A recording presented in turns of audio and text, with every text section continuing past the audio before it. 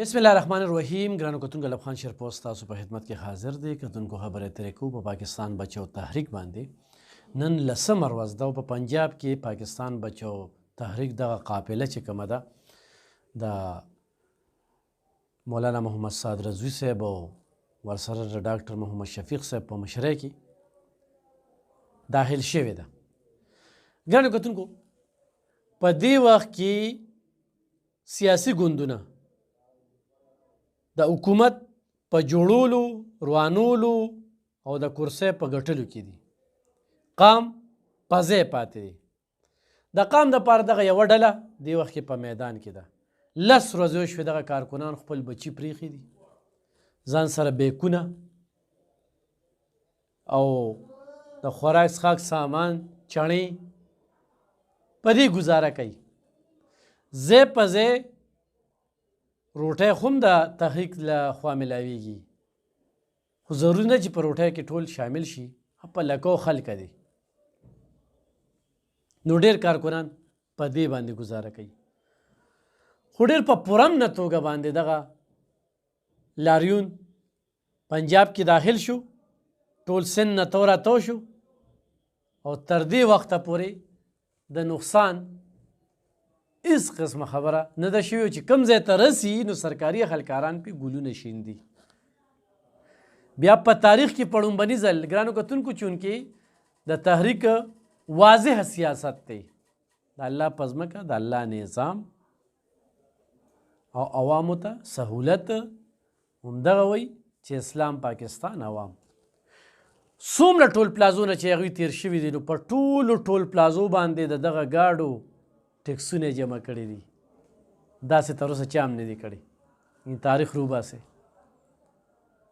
خو منسټر وي، خو د پارټۍ صدر وي او خو بیا ورسره پلکو قافله وي نو برید تاوی او د پاکستان دا مال خپل مال ګڼي او د خپو لاندې کوي.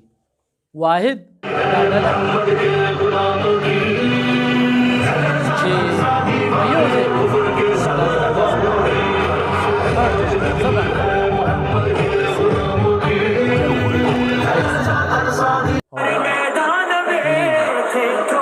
چې په یو ځای استقبالونه کیږي. لس ورځې په سند کې تېرې کړې.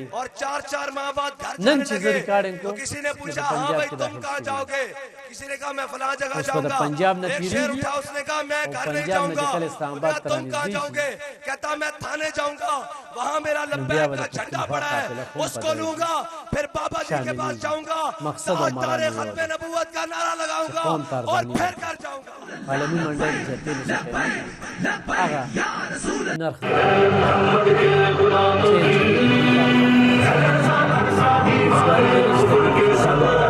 وسایل نشته،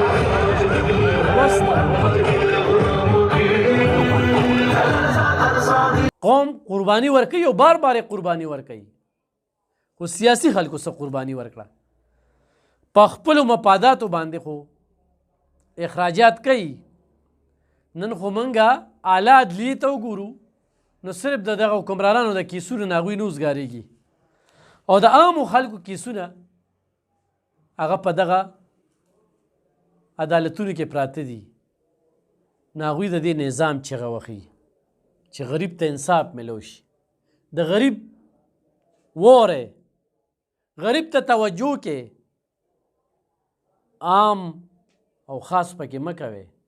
ټولو ته د خاص په نظر وګورئ، خو هغه عام دی خو خاص دی، یو دی، یو قانون، یو پاکستان او یو سلوک. دا د تحریک منشور د ډېر واضحه منشورې دی او خو نن ارزاني راله نو دغه لاریون ختم. خو ګرانو کتونکو نن لسمه ورځ ده، په دې کې مې ضروري خبره دا کوله چې په کومه ټول پلازم راغلی دی نو ټکس یې ورکړی دی. دا ډېره غټه خبره ده. خو ټولو سیاسي ګوندونو د عمل خپل وګڼه نو مجال شته په دې عمل کې ګراني راشي یا د عمل د ډیفالټ طرف ته لاړ شي. دا ملک په ګل ګلزار وي، دې کې به ترقي وي، سوکالي به وي. نن زمونږ سړکونه هر څه روان وي، جاړ هسپتالونه، سکولونه. نور څه نظام شته دی نه. نو دې ته توجه ورکولو دپاره دغه لاریون روان شوی د کراچۍ نه 10 ورځې وشوې، نن په پنجاب کې داخل شو. انشاءالله سبا به پرې بیا خبرې اترې کوو.